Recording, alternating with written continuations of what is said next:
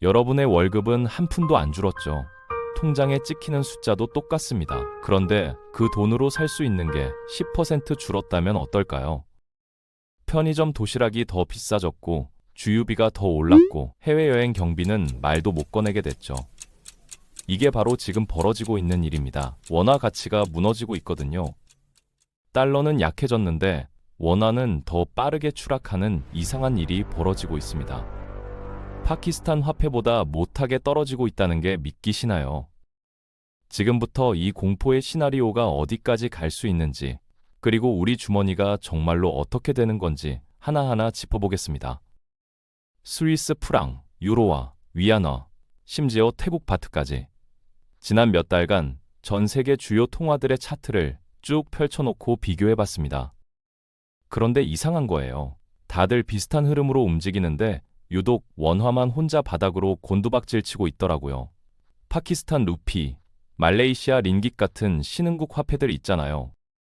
경제 규모도 작고 변동성 큰 나라들 말이죠. 근데 그 나라들보다 우리 원화가 더 빠르게 떨어지고 있습니다. 누군가는 그러죠. 서학개미들이 해외 주식 사느라 달러 빼내서 그런 거 아니냐고요? 아닙니다. 전 세계 화폐 흐름 속에서 우리만 유독 이렇게 무너지고 있다는 게 핵심이에요. 보통은 7에서 8% 정도 출렁이는 게 정상인데 지금은 반년 만에 10%가 넘게 빠졌거든요. 복리로 계산하면 이건 경제학 교과서에도 나오기 힘든 비정상 수치입니다. 파키스탄보다 못한 통화 방어력이라니 이게 G20 국가 맞나 싶을 정도죠. 통화 가치가 10% 떨어졌다는 게 정확히 뭘 의미하는지 아세요? 여러분이 가만히 앉아서 아무것도 안 했는데 재산의 10%가 증발했다는 겁니다. 300만 원 월급 받는 직장인이라면 실질 구매력은 이미 270만 원으로 줄어든 거예요. 통장 숫자는 그대로인데 그 돈의 가치가 삭제된 겁니다. 은행 예금 1억 있으면 뭐합니까? 그게 실제로는 9천만 원의 가치밖에 안 되는데요. 지난 6개월 동안 여러분 자산이 10% 이상 불어났나요? 주식으로 10% 벌었나요? 부동산이 10% 올랐나요? 아니라면 사실상 마이너스 성장한 겁니다. 벼락거지가 따로 없어요. 억지로 눌러보려고 애쓰고 있죠. 그런데 시장의 힘을 어떻게 막습니까? 물이 위에서 아래로 흐르는 걸 손으로 막을 수는 없잖아요. 지금 실시간으로 여러분 주머니에서 돈이 새어나고 있는데 대부분은 이 심각성을 체감도 못하고 있습니다. 이게 가장 무서운 거예요. 이 속도가 1년 내내 이어지면 어떻게 될까요? 환율 하락폭은 20%를 찍게 됩니다. 여러분 월급 300만 원이라고 쳤을 때 1년 뒤엔 실질 가치가 240만 원이 되는 거예요. 3년이 지나면 어떻게 될까요? 반토막입니다. 월급 300만 원의 구매력이 150만 원 수준으로 떨어지는 거죠. 5년 뒤엔 더 끔찍합니다. 원화 가치가 3분의 1 수준으로 쪼그라들거든요. 지금 300만 원으로 살 수 있는 걸 5년 뒤엔 100만 원어치밖에 못 삽니다. 편의점 가서 10,000원 내면 물건 한두 개만 겨우 사게 되는 시대가 온다는 얘기예요. 계엄령이 무섭습니까? 아니면 내 주머니 돈이 휴지 조각되는 게 무섭습니까? 저는 후자가 100배 더 공포스럽습니다. 원화를 그냥 들고만 있어도 벌금을 무는 것과 똑같은 상황이 되는 거거든요. 시간이 지날수록 피해는 눈덩이처럼 불어나고 가속도까지 붙으면 이 시나리오는 훨씬 더 빨리 현실이 됩니다. 우리가 상상하는 것보다 훨씬 더 빠르게요. 10년이라는 시간을 한번 계산해 볼까요? 지금 추세대로라면 통화 가치는 88% 이상 꺾입니다. 1억 원 가진 사람이 10년 뒤엔 1,000만 원의 구매력밖에 안 남는다는 얘기죠. 월급 1,000만 원 받는 고소득자라 해도 10년 뒤엔 실질적으로 100만 원어치밖에 못 삽니다.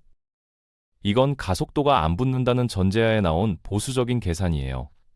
가속도 붙으면 훨씬 빠르게 무너지죠. 이게 허황된 소리 같으세요. 그럼 튀르키예 한번 보시죠. 에르도안 대통령 집권 후 10년 만에 리라화 가치가 90% 폭락했습니다.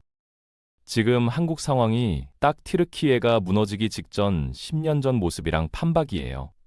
달러 자산이나 금 같은 걸 미리 확보해둔 사람들은 그나마 버텼지만 월급쟁이들은 속수무책으로 빈곤층으로 떨어졌죠. 부동산으로 버틴다고요. 대출 이자에 세금 폭탄 맞으면 버티기 힘듭니다. 게다가 정부가 내년부터 민생지원금 명목으로 돈을 계속 풀겠다고 하잖아요. 그럼 통화가치 붕괴는 더 가속화될 수밖에 없어요. 최근 환율 차트를 10분 단위로 쭉 들여다봤습니다. 그런데 뭔가 이상한 거예요. 정상적인 차트가 아니더라고요. 마치 상장 폐지 직전 잡코인 차트처럼 인위적인 줄이 쫙쫙 그어져 있습니다. 누군가 시장가로 계속 사고 팔면서 가격을 억지로 통제하려는 흔적이 보이는 거죠.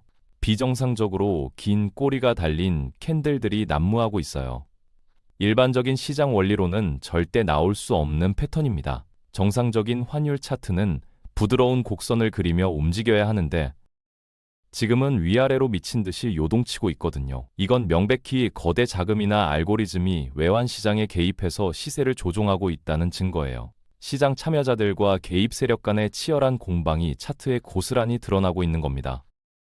그럼 대체 누가 이렇게 환율을 억지로 눌러대고 있는 걸까요? 범인을 찾기 위해 차트가 망가지기 시작한 12월 초부터 관련 기사들을 샅샅이 뒤졌습니다. 그리고 발견했죠. 국민연금입니다. 12월 초부터 국민연금이 외환시장에서 환해질을 본격화하겠다는 기사가 쏟아져 나왔거든요. 정부와 한국은행이 국민연금을 동원해서 원달러 환율 방어 총력전을 펼치고 있는 겁니다. 왜 이렇게까지 하냐고요? 환율이 무너지면 기업들 줄줄이 도산하고 민심 이반되고 지지율 폭락하고 거리에 시위대 나오거든요. 정권 차원의 위기가 오는 거예요. 그러니까 무리해서라도 막아보려는 겁니다. 문제는 그 방패막이로 쓰이는 게 바로 국민들의 노후 자금이라는 거죠. 국민연금이 공식적으로 외환시장 개입을 선언했습니다. 여러분이 매달 월급에서 떼이는 그 연금, 노후에 받으려고 모아둔 그 돈으로 환율을 방어하고 있는 거예요. 온라인 커뮤니티에선 벌써 난리가 났습니다. 내 노후 자금을 쌈짓돈처럼 쓴다는 비난이 쏟아지고 있죠. 외국인들은 이 상황을 정확히 파악하고 있고 오히려 역이용해서 수익을 빼가고 있다는 분석도 나옵니다. 환율이 오르면 기업들한테 무슨 일이 벌어질까요? 1달러에 1,000원일 때 1억 달러에 빚진 회사가 있다고 쳐봅시다. 이 회사가 갚아야 할 돈은 1,000억 원이죠. 그런데 환율이 2,000원으로 뛰면 어떻게 됩니까? 갚아야 할 빚이 2,000억 원으로 2배가 되는 겁니다. 회사는 가만히 앉아 있었는데 빚이 2배로 불어나는 거예요. 원금도 2배, 이자도 2배입니다. 장부상 부채 비율이 급격히 높아지면서 신용등급이 떨어지기 시작하죠. 신용등급 떨어지면 대출이 막힙니다. 외국인 투자자들은 돈 회수에서 빠져나가고요. 환율 급등으로 인한 환차손이 재무제표를 망가뜨리고 이게 연쇄적으로 국가 경제 전체의 위기로 번지는 겁니다. 중소기업들은 더 심각해요. 적정 환율 1,360원을 넘어서면서 중소기업 41%가 직격탄을 맞고 있거든요. 그런데 일각에선 아직도 이렇게 말합니다. 환율 상승이 국격 상승이라고요. 경제 현실을 전혀 모르는 소리입니다.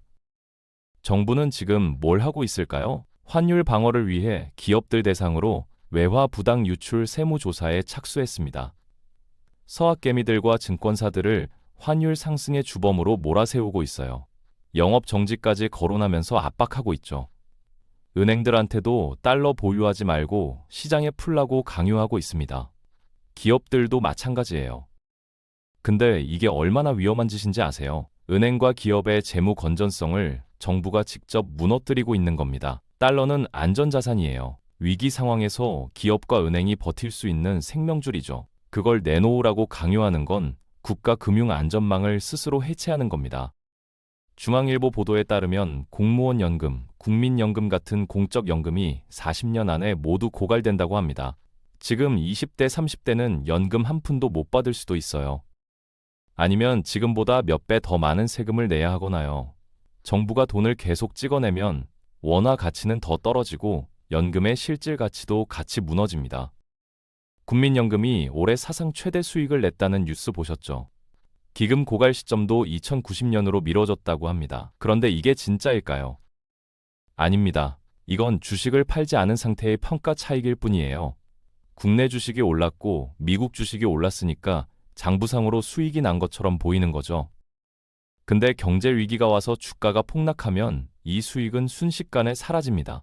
더 큰 문제는 따로 있어요. 국민연금이 가진 주식 물량이 워낙 막대하거든요. 이걸 시장에 내다 팔려고 하는 순간 시장 자체가 붕괴됩니다. 사실상 매도가 불가능한 거예요. 수익을 실현할 방법이 없다는 겁니다. 결국 지금 발표된 수익은 국민들 안심시키려는 눈속임에 가깝습니다. 자산을 팔지 않으면 결국 원점으로 돌아가거든요. 과다 출혈에 반창고만 붙이는 정부의 대응은 한계에 부딪힐 수밖에 없습니다. 그 결과는 참혹할 겁니다. 물가를 잡고 경제를 정상화하는 방법이 뭘까요? 역설적이게도 대공황급 위기가 와서 부채를 강제로 청산하는 것뿐입니다. 이미 실물 경제에선 그 전조 증상들이 나타나고 있어요. 2026년이 자산 시장의 큰 위기가 될 가능성이 높습니다. SP500 지수가 신고가를 찍고 있다고요? 그게 진짜 상승일까요? 패시브 펀드가 만들어낸 기형적인 거품일 수도 있거든요. 원화 가치 붕괴에 대비해야 합니다. 달러, 금, 엔화 같은 안전 자산을 확보하세요. 스스로 재산을 지키는 전략이 필수입니다. 상승장이 와도 대응하고 하락장이 와도 버틸 수 있는 데이터 기반의 투자와 통찰력이 필요한 시점이에요. 정부를 믿고 가만히 있으면 벼락거지 됩니다. 각자 도생의 시대가 왔습니다. 부디 밀려오는 위기의 쓰나미를 잘 넘어가시길 바라겠습니다.